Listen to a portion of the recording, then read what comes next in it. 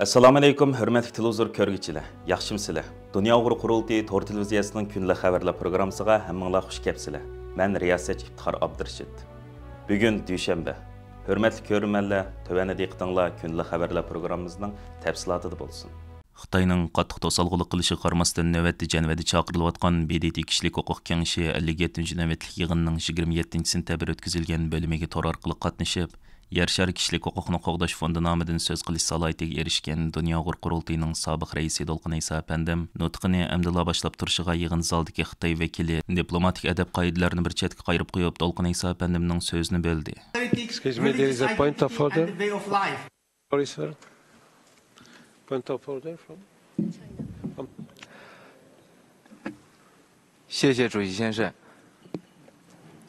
中方有理由相信，刚刚发言的人士并非其自称的某位非政府组织的代表，而是从事分裂破坏中国主权和领土完整的分裂分子。中方请主席责成秘书处核查该名代表的真实身份。谢谢。 Je vous remercie, Monsieur le délégué de la Chine. Effectivement, nous avons bien sûr fait un travail préétabli avant cette session, de voir un peu les accréditations dans le détail de manière très précise. Et le secrétariat m'informe que l'orateur a bien été accrédité en conformité avec les procédures établies de notre Conseil. Je vais donc lui rendre la parole. Identity and the way of life. For most Uyghur living in exile, we still have no access nor communication with our relatives. We urge the High Commissioner and the office to continue reporting on the issue and take meaningful steps to address this crime. This is the form where accountable measures should be discussed, not avoided. Thank you. Xitoy BDT kishilik huquq kengashiga a'zo davlat bo'lganligi uchun xohlagan vaqtda fikr bayon qilish salohiyatiga ega edi. Bu salohiyatni suiiste'mol qilgan Xitoy vakili norozilik bildirib, so'z qilayotgan bu kishi hukumatsiz tashkilotlarning vakili emas, balki Xitoyning egilik huquqi va zamin butunligiga buzg'unchilik qilayotgan bo'lginch unsurdan iborat. Biz yig'in raisidan va kotibotligidan bu shaxsning haqiqiy salohiyatini aniqlab chiqishini talab qilmaymiz deb chalvoqidi. Yig'in raisi Xitoy vakiliga javob qaytarib, hukumatsiz tashkilotlarning o'zlarining yig'iniga qatnashadigan va so'z qiladigan vakillarini bekitish salohiyatining borligini ta'kidlash bilan birga Dolqin Iso apandimni nutqini tamomlashga taklif qildi. Dolqin Iso apandim BDT yig'inida qilgan so'zida mundaq deb ko'rsatdi. O'tgan oyda biz BDT kishilik huquq oliy komissarlik ishxonasining Uyg'urlar haqidagi doklatining e'lon qilinganligining 2 yilligini kutib oldik. Afsuski, biz mazkur doklat e'lon qilingandan buyon hech qanday amaliy harakatga o'tilmaganligidan andish to'ymoqdamiz. Yaqinqi mezgillardan buyon mazkur rayonga qartilgan tashviqot va ziyoratlar ko'paydi. Sirtqi ko'rinishdan go'yo Uyg'urlarning turmushi yaxshilangandek bir manzara yoritildi. Ammo biz xalqaro jamoatchilikni Uyg'urlarning untinsiz holda izchil azob chekayotganligi haqida ogohlantiramiz. Chunki yaqinqi dokladlardan ma'lum bo'lishicha, Uyg'urlar qartilgan yuqori besimli kuzatish va nazorat yana kuchaytirildi. Atalmış terrorizm bilan aloqasi bor degan tuhmat bilan hech bir qonun tartibga tayanmagan holda Uyg'urlar uzun muddatli qamoq jazolari hukm qilinmoqda. Dolqin Iso apandim so'zda yana mundaq dedi. Bu yil 6-oyda kishilik huquqni ko'zatish tashkiloti tomonidan e'lon qilingan bir yangi dokladda ko'rsatilishicha, 2017-yildan 2019-yilgacha bo'lgan mezgil ichida 630 Uyg'ur kentining nomi diniy, madaniy va tarixiy sabab bilan Xitoy hukumati tomonidan majburiy o'zgartirilgan.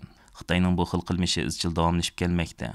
Bu xil yangi bayqilish Xitoyning uzun yillardan buyon Uyg'urlar qaratgan tadrijiy assimilyatsiya qilish, Uyg'urlarning kimligini yo'qotish, madaniy meroslarini, diniy e'tiqodini va turmush aloyidliklarini yo'qotish siyosatining shiddat bilan davom qilayotganligini ro'shan holda ko'rsatib turmoqda. Dolqin Iso apandim so'zining oxirida ta'kidlab mundaq dedi. Muhojiratda sarson bo'lib yurgan Uyg'urlar hozir ham vatanlik urug' tuqqanlar bilan aloqa qila olmay kelyapti. Biz BDT kishilik huquq oliy komissarlik ishxonasining yana davomli doklad hozirlab chiqib, Xitoyning bu jinoiy qilmishlariga qarta unumli hal qilish tadbirlarini yo'lga qo'yishni umid qilamiz. Chunki BDTning bu munbiri sukut qiladigan, mas'uliyatdan qochadigan so'rin emas, balki mas'uliyatni surishtiradigan va uningga qarshi tadbir oladigan munbardan iborat. Buningdan burun chaqirilgan BDT kishilik huquq kengashining yig'inlarida Xitoy vakillari o'miki Dolqin Iso boshchiligidagi qurultay vakillarining yig'iniga qatnashishi va so'z qilishini to'sishga urinib kelgan. ve BDT Kişilik Hüquq Kengişinin 54-ci qatımlıq yığınında Dolqan İsa əpəndimning nutqi Xitoy vakil tərəfindən arqa-arqadan 3 qatım ədəbsizlərcə üzütilgan idi. 47 a'zo davlatdan tərkib topgan Birleşken Devletler Teşkilatı Kişilik Hüquq Kengişinin 57-ci növbətlik yığını 9 sentyabr başlanğan bo'lib, 11 oktyabrgacha davom qiladi. Mazkur kengashning 24 sentyabr kundagi yig'inida Yevropa Ittifoqi va Amerikaning BDTda turishliq bosh elchisi Sharq Turkistondagi kishilik huquq ahvolining intayin nachar ham ig'ir ekanligidan andish qildiganligini bildirgan. Shu kuni yana Amerika boshchiligidagi 9 davlat Uyg'urlar masalasi haqida maxsus o'rtaq bayonot e'lon qilib, Xitoyni qattiq ayblagan edi. 1 oktyabr Uyg'urlarni asos qilgan Sharq Turkiston xalqining o'z-o'ziga xo'ja bo'lib mustaqil yashash orzularining va haqlarining zo'rliq kuch bilan tortilingan motam kundan iborat. Sharq Turkiston xalqi Xitoy hokimiyatining Xinjiang azaldan vatanimizning ayrilmas bir partisi degan bu sapsatsini izchil turda qat'iy rad qilib keldi va o'zlarining mustaqilligini asliga keltirish uchun 75 yildan buyon Xitoy hokimiyatiga qarshi tinimsiz kurash qilib keldi. Xitoy kommunistlari Sharq Turkistonni zo'rliq kuch bilan ishg'ol qilgan 1949-yildan buyon Sharq Turkistonda Uyg'urlarni asos qilgan Turkiya xalqlariga qarata rayimsizlarcha bostirish, so'mirish, qulluqqa mahkum qilish, majburiy assimilyatsiya qilish, milliy ma'rifini xitoylashtirish, madaniy meroslarini vayron qilish, tarixini qasddan burmalash va yo'qqa chiqarish, milliy nashriyat sohasining yiltisini quritish, atalmış planlıq tug'utniqa vositida Uyg'urlarni majburiy tug'mas qildirish, Sharq Turkistonning tabiiy boyliqlarini talon-taroj qilish, Sharq Turkistonga zo'r ko'lamda Xitoy ko'chmanlarini yerlashtirish, Uyg'ur dehqonlarini Xitoyning o'lkalariga majburiy yetkazib apirib, qo'l ishchiligiga silish qatorliq tipik mustamlikachilik tusini olgan yo'qitish siyosatini yurgizib keldi. Xitoyning 1949-yildan buyon yurgizayotgan yuqorqidek bostirish siyosatlari diktator Xi Jinping davriga kelganda keng ko'lamli irqiy qirg'inchilik va insoniyat qarshi jinoyatga aylandi. Milyonlagan Uyg'urlar haqsiz holda turmalarga, lagerlarga qamaldi, majburiy emgak maydonlariga band qilindi. Gerçi muhaciratda Xitoyning zulmiga qarshi fidokorlik bilan kurash qilayotgan Dunyo Uyg'ur qurultiyi boshchiligidagi Uyg'ur tashkilotlarining o'rtaq tirishchanligi bilan bugun Uyg'ur irqiy qirg'inchiligi 11 davlat tarafidan rasmiy qabul qilingan va Amerika boshchiligidagi ko'plagan g'arb demokratik ellari Xitoyning bu xil jinoiy qilmishlariga qarta ko'plagan embargo va cheklash tadbirlarini yo'l qo'ygan bo'lsa-mu, ammo mustabid Xitoy hokimiyatining Uyg'urlar qaratgan yuqorqidek jinoiy qilmishlari hozirma ham izchil davom qilib kelmoqda. İnsaniyetning o'rtaq dushmaniga aylangan mustabid kommunist Xitoy hokimiyati bir qancha kundan buyon Xitoyning ichi va sirtida o'zining davlat bayramini hasham va dog'dug'i bilan tabriklayotgan bir paytda uzun yillardan buyon 1 oktyabrni Uyg'urlarning motam kuni deb jakarlagan Dunyo Uyg'ur qurultiyi boshchiligidagi Uyg'ur tashkilotlari har qaysi ellarda Xitoy qarshi keng ko'lamli norozilik harakatlarini boshlash orqali kommunist Xitoy hokimiyatining vatanimiz Sharq Turkistonni ishg'ol qilganligining 75 yilligiga norozilik bildirish bilan birga o'zlarining erkinlikka, hürlikka va milliy mustaqillik bo'lgan kuchlik orzularini yana bir qatim xalqaro jamoatchilik to'yg'izishga tirishib kelmoqda. Mustabid kommunist Xitoy hokimiyatining vatanimiz Sharq Turkistonni ishg'ol qilganligining 75 yilligi munosabati bilan butun dunyo miqyosida ilib berilgan 1 oktyabrlik norozilik faoliyatlarining tub maqsadi vatanimiz Sharq Turkistonning Xitoy tarafidan besilgan zamin ekanligini dunyo jamoatchiligiga qaytadan eslatish va bu xil reallikni xalqaro jamoatchilik e'tirof qildirishdan iborat xolos. Bu munosabat bilan bugun yani 30 sentyabr kuni Dunyo Uyg'ur qurultiyi bayonot e'lon qilib, xalqaro jamoatchilikni Uyg'ur, Hong Kong, Tibet va Janubiy Mongoliya xalqlari duchor bo'layotgan kishilik huquq tajovuzchilik qilmishlari, irqiy qirg'inchilik, davlat xalqigan bostirish, madaniyat va diniy e'tiqodining yo'qotilishiga qarshi jiddiy tadbir qo'llanishga chaqirdi. Bayonotda Dunyo Uyg'ur qurultiyining 1 oktyabr kuni Tibet, Hong Kong, Janubiy Mongoliya va boshqa kishilik huquq tashkilotlari bilan birlikda Germaniya va Angliya qatorliq davlatlarda Xitoy qarshi keng ko'lamli birlashma namoyishlar o'tkazilganligi bildirildi.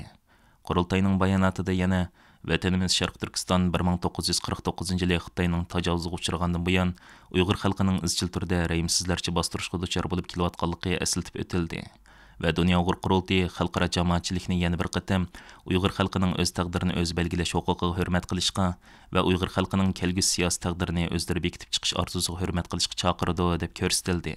Bayonot yana Dunyo Uyg'ur qurultiyining muvaqqat raisi Dr. Erkin Akramning bugun hammamiz ittifoqlashib Xitoyning eng aqalli kishilik huquqlariga qarta yurgizayotgan rayimsiz bostirishiga qarshi o'rtaq harakat ilib boradigan kunimizdir.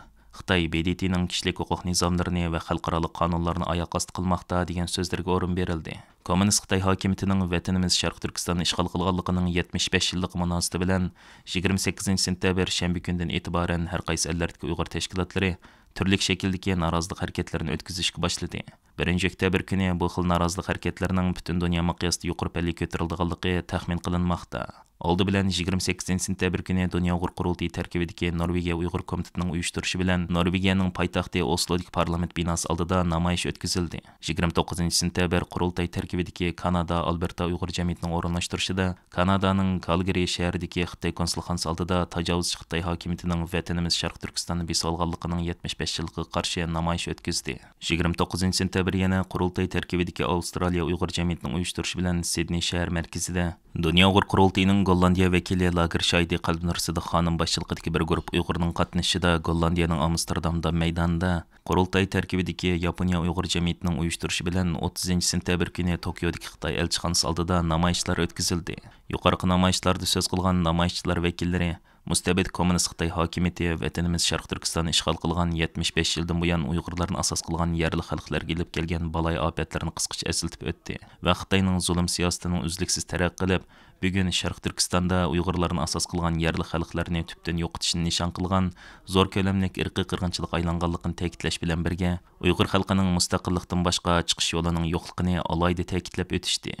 1 oktyabr yaqinlab kelayotgan bir paytda bir qism tashkilot rahbarlarimiz, lager shoidlarimiz va siyosiy faoliyatchilarimiz orqa-orqadan videoli qisqa chaqiriqnoma e'lon qilib, har qaysi ellarda yashayotgan qarindoshlarimizni vatanimiz Sharq Turkistonning ishg'ol qilinganligining 75 yillik munosabati bilan o'tkaziladigan 1 oktyabr namoyishlarga aktivlik bilan ishtirok qilishga chaqirdi.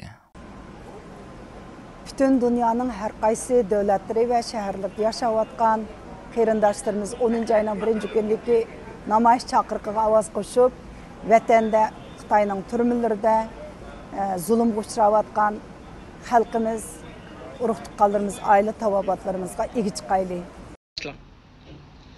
Assalomu alaykum, muhojiratdagi barliq aziz qarindoshlar. Men Jaza Lager Shaydi Qalbnur Sidiq. 1 oktyabr kuni Xitoy tajovuzchilarining vatanimiz Uyg'uriston, Sharq Turkistonga besib kirib, o'z g'alabasi tantana qilayotgan ve vatanimizni besolganligining 75 yilini tabriklayotgan bu kun da biz Uyg'urlarning motam kunimizdir. Bu kunda Xitoy tajovuzchilari o'z g'alabasidan ko'ranglamoqda. Ammo bu faqat Xitoyning vaqtli g'alabasi. Chunki Uyg'uriston xalqi azaldan mag'lubiyatga tan berib boqmadi.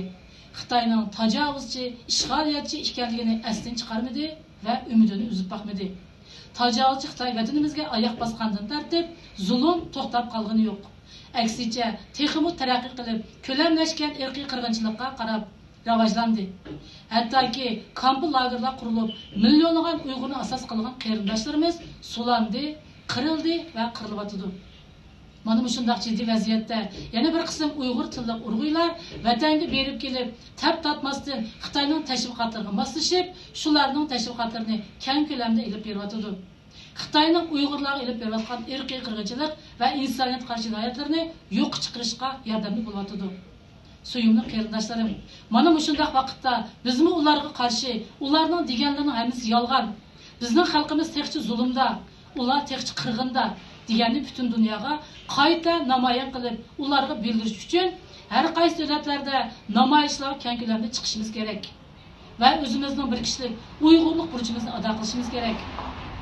Siz haqiqiy Uyg'ur bo'lsangiz, vatanimizning mustaqilligi uchun va Uyg'ur asos qilgan shu xalqimizning erkinligi uchun qani o'z kuchingizni namoyon qiling. Biz shu namoyish maydonlarida ko'rishaylik. Allohga rahmat. Assalomu alaykum, dunyoning har qaysi joylaridagi aziz vatandoshlar. Hammamizga ma'lum, oldimizdagi 10 ayning 1 kuni tajovuzchi Xitoy hokimiyatining vatanimiz Sharq Turkistonni besib olganligining 75 yilligi. Hozir hammamizga ma'lum, tajovuzchi Xitoy hokimiyati bizga qilgan zulmlarni 75 yilni qilgan zulmlarni, bo'lib yaqinqi 7-8 yildan buyanqi irqiy qirg'inchilikni yepish uchun har turli tashviqotlarni, ya'ni propagandalarni qilyotdi. Bulupmu biz hozir qabul qilib qilmayotgan vatanga berib kelish va vatandan chiqish tashviqotlar texmo oldimiz texmo chiqyotdi.